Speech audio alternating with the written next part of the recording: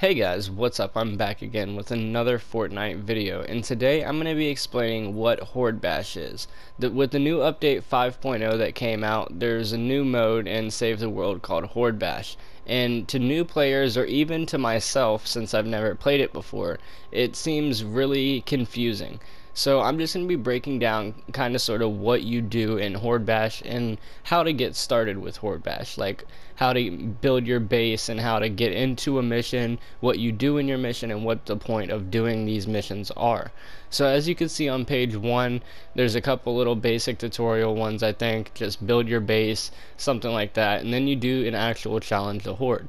I'm up to challenge the Horde number 4, but first of all, what you're going to want to do is go ahead and come over to build the fort right here. So if you go all the way past Twine Peaks, you'll get into this menu, and then you can go to build the fort. So you're going to want to go ahead and spawn into that. Now you don't need any resources, you don't need to use any specific hero, because constructors don't take off of the building. So usually constructors would do a wood wall for 9 or a brick wall for 9 instead of doing 10, but in this mode they always do 10. There's nothing different.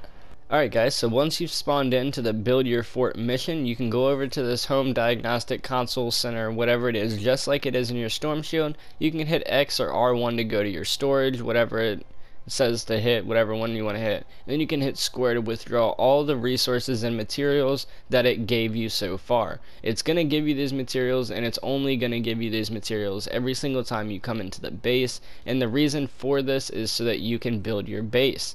Now in here, when you hit a wall or a structure, no matter what it has on it, whether it's a trap or it's just a floor, it's upgraded, it's not upgraded, if you hit this one time, it will break.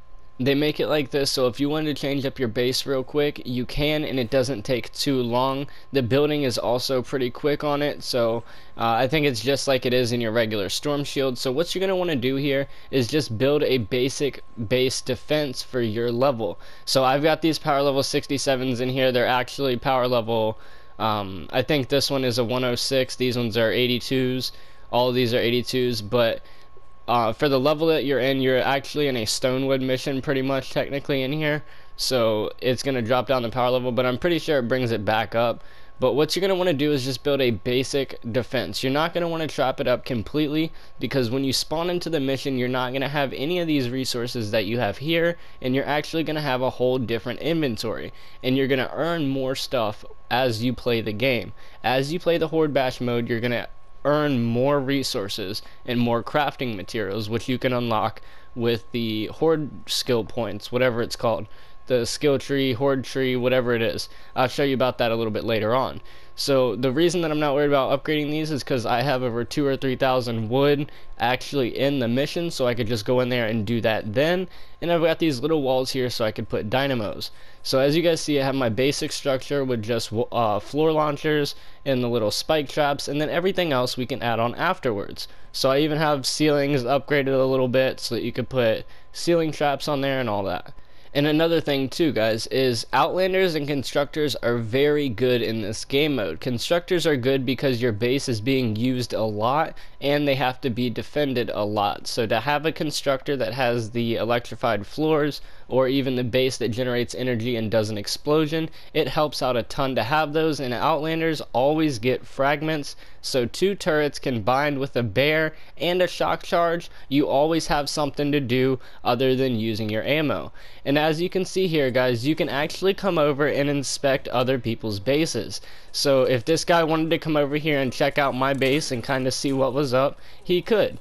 But I put this little bounce pad here so that Constructors and Outlanders can get on top of the base and get kind of a clearer view on the objective and see, you know, kind of shoot down on the enemies more or less, rather than be in the trap tunnel, because as you guys know, the storm closes in, so you don't want your base to be too big, and you definitely want to be able to get around it. So whether you're up top or you're inside of here, wherever you want to be at, you can easily see and get around this base. So you want to have a very basic base setup. And you can also go around and check out other people's bases as well, take tips from them and see how they're doing stuff. So Black Fox here, he's a power level 87, so we're going to go check out his base and see how his is. Maybe take some tips from him. So he has some wall launchers, some gas traps here, and he's got the floor freeze traps. That's pretty good, and he's got defender post in the side, so that's actually a really good setup. They do give you defender post, I'm pretty sure, or they give you the materials to craft defender post. Once you come over to someone else's base, all your materials are taken away, so you cannot drop them in somebody else's base or mess up somebody else's stuff. So yeah, that's about it for this one, and I'm going to end the game and show you guys about the Horde skill tree. Alright guys, so we're back at the menu here, and we are in our skill tree tab, our skill tab, and we're going to go all the way down to the Horde skill tree.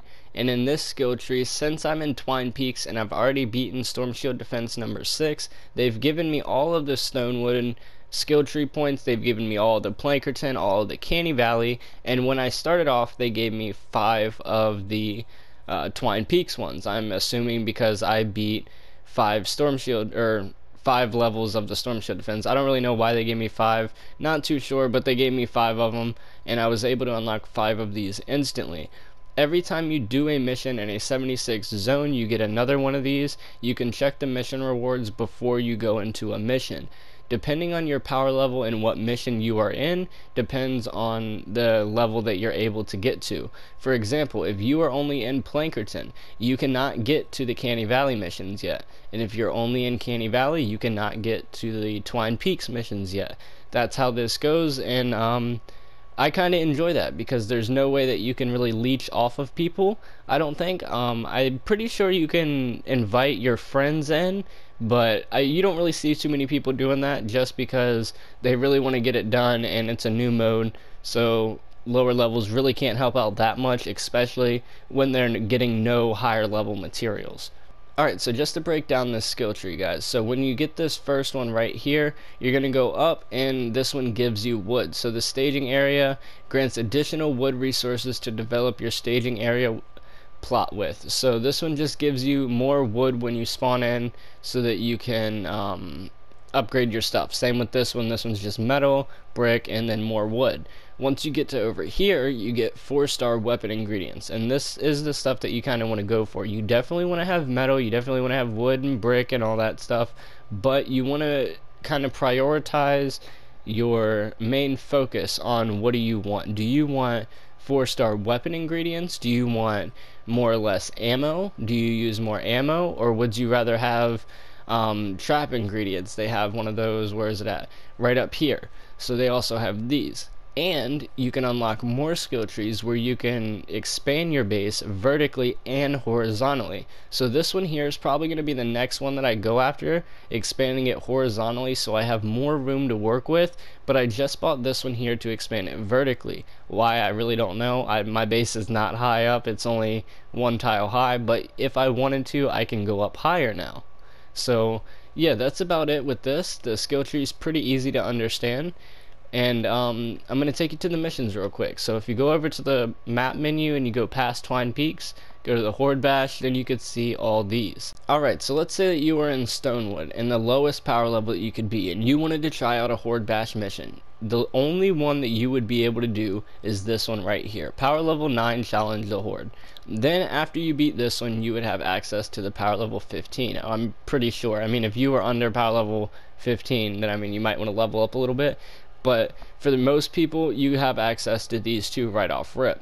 Then if you were in Canny Valley, like low end Canny Valley, you would have access to this one as well as this one. Once you get a little bit later into Canny Valley, you have access to the tier 3. So if you look at the rewards, right, we're going to back up a minute. So right here, the tier 1 rewards, right, you get 1 tier 1 horde point. So that allows you to unlock 1 point in the tier 1 horde tree. So if you go over to the skill tree and you go here, these are tier 1, and if I did that mission, I could defend my base that I built in my home base that I just showed you guys, and I could unlock stuff with the point that I get. I don't need those points, and all I need are the tier 4 points. So if we go back to the map, then you look at the rewards, you could see these are tier 2, tier 3, tier 3, and tier 4. There's only one tier 4 right now. I don't think there's any more. Yeah, these are 40s, 19s, 28s. You're just going to find the one that you're going to do and get right into the mission. The weapon that I like to use the most in the Horde Bash mode is going to be my Neon Scythe. I'll show you guys right here. It has max perks, and we're going to go ahead and inspect it real quick. It takes 8 obsidian to make, 30 peaky twine, planks, and an active power cell. So for that, I like to have my supply crate ability on there, so every 5 minutes I can go ahead and put that down. It'll give me about 5 or 10 peaky twine, and I have plenty of obsidian to craft this stuff, because again, once you upgrade your skill tree, it gives you that stuff more and more often. So you can definitely have enough to craft a melee weapon, and plus you don't have to use ammo, so if your teammates or defenders need to have ammo, you can definitely help them out with that, because this is a team-based game. You really can't get through it without a team unless you're gonna do like a ton of effort and build up your base a lot, but that seems like way too much effort to do. Alright guys, and actually right before we get into this mission, I'm gonna go ahead and change over to an Outlander, because I thought about it and there's really no need for a ninja in this mission. I know it does more damage with scythes and axes and swords and stuff like that, but like I said, I'm really overpowered, and I really think that an Outlander would be better considering you have all your fragments. But that's the normal setup that I would use if I was not overpowered. So yeah guys, I'm going to be using an Outlander for this one. Alright guys, so when we first spawn into this little area here, we're going to be in this little storm shield circle with 3 other people. These are the other people that are in your lobby, and you can go up to the console here and you can start it up, and I believe you can expand the shield. I'm not going to do it yet because I'm not sure really what they're doing. They keep saying 10 plus, 18 plus, I'm not really sure what this means, so we're going to go ahead and figure it out. But yeah, pretty much you're just going to start this up, it's going to expand, give you a countdown, and then you can yeah, defend the base, and you're just going to defend it. We're going to get some gameplay of that. I'm going to go ahead and answer these guys, see what they're talking about though. Alright guys, so as you can see, when you pull up your inventory in here, you're going to have a little bit different stuff. I have a bright core, some obsidian, shadow shard, a lot more than I had in that other one, but you can craft your guns now and do whatever you got to do. First thing is first though, I think I should tell you, you can recycle stuff, and you definitely don't want to craft too much, because all of the stuff that you get goes away after the mission. So if you do have ammo and stuff like that, it goes away and resets after the mission, as well as guns. So you want to make sure that you get rid of this stuff before the game ends. Alright guys, so me as an Outlander, I'm going to run around before time starts, and I'm going to try to find these charge fragments, because as you guys know, when you're in the storm you take damage, and when you're taking damage it kind of makes you flinch a little bit and you're not able to pick stuff up. So if you're in the storm you won't be able to get the charge fragments anymore, so make sure if you're playing as an Outlander to go around real quick and get those as you can. Alright guys, so it's going to give you the countdown, and then you're going to see whose base you're going to be defending. Right here it's True Speed's base. You guys can quickly build up trap tunnels and stuff like that. I usually like to put out my turret and my bears to defend stuff, and it'll tell you whether it's a kill wave or whether it's a wave just timed or not. The kill waves are a little bit differently. It doesn't give you a set number of enemies to kill. It just has a little bar that you have to fill up, and I'm not too sure exactly how that bar works. But as you can see, I have my turrets, the constructor has his base out, and we're all working as a team to get through the mission, because it is a team-based game.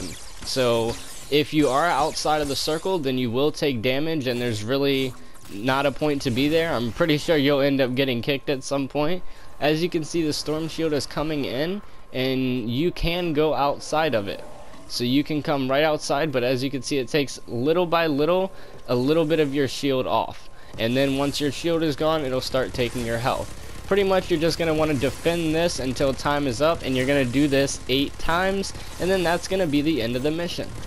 Alright guys, so as you see, the wave is now completed, and it's going to give us a different base to go and defend. So now we're going to go to Sir's base and check out his base and go ahead and defend his. As you can see, he has his basic build that happened right as he spawned into his home base and was able to do that. So I'm going to go ahead and craft a few floor launchers. Hopefully they allow me to put these down. If not, that's fine, but I'm going to go ahead and try to help out, because that's what this game mode is all about. Just trying to get it done on the fly. You really don't have too much time to do it. But as you guys can see here, I got my supply drop, so I'm definitely going to want to make sure that I put that out and collect all my stuff. So see guys, I got 100 more nuts and bolts. That definitely helps out. I got some bright core, copper ore, I got a bunch of stuff, so that's why you definitely want to have those out there. I think it helps out a lot in this game mode specifically. Maybe not too much in the other game mode, but definitely in this one. Alright, so like you guys see, this timed wave is coming down to an end, and there's not much more to show you guys. This is just about all there is. It's going to be timed waves or kill waves. And there is one more thing to mention, and this is just about all of it. At the last wave, there can be up to 3 epics that spawn in. Although the epics are not as strong, they are still epics, and they do take a lot to kill them, so you definitely want to make sure that you gang up on them very quickly and let the traps or your pre-built stuff do the rest of the work. Maybe throw out a couple turrets. But yeah, the last wave, 3 epics can spawn in. Oh, and you also get a prize after every single one, so that you get a little bit more materials after every game and stuff like that. So as you can see, there's different modifiers on the mission too, all stuff, little stuff that you'll see and learn inside of the mission.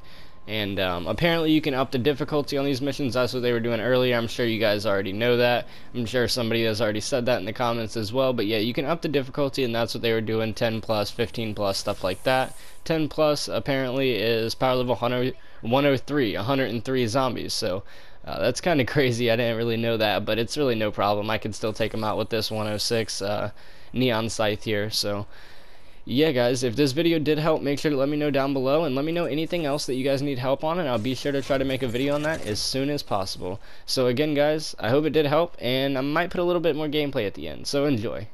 Peace.